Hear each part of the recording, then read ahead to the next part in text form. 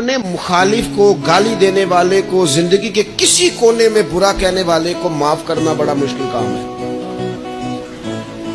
کسی شخص نے 30 سال پہلے بھی کبھی آپ کو کوئی سخت لفظ کہا ہو تو وہ بندہ سامنے آئے تو بات یاد آ جاتی ہے، یار اس نے یہ کہا تھا۔ باتیں کھٹکتی ہیں۔ کسی مقام پر کھڑے ہو کر کسی جگہ پر کسی بندے نے آپ کو تکلیف دی ہو، بندہ اس جگہ پہ آئے تو وہ چیز کھٹکتی ہے، لیکن یہ اعزاز صرف رحمت للعالمین محبوب کا ہے کہ حضور کے سامنے جب وہ لوگ پیش ہوئے حضرت وحشی جیسے کہ جنہوں نے پورا وجود کاٹ دیا تھا حضرت امیر حمزہ کا اور کان ناک آنکھیں نکال دی تھی، انہوں نے آ کے عرض کی حضور ہمارے جیسے گناہ گار بھی آئیں تو معافی ہو جاتی ہے؟ فرمایا ہو جاتی ہے تو پڑھ کلمہ، ہم فوراً ہی معاف کر دیں۔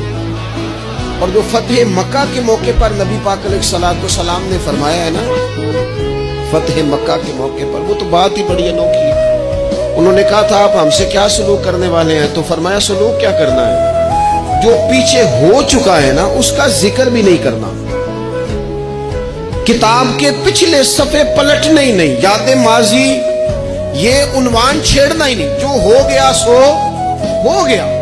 یہ خاص رحمت کاملہ اللہ تعالیٰ نے اگر عطا فرمائی ہے تو میرے اور آپ کے پیارے رسول ہی کو عطا فرمائی ہے۔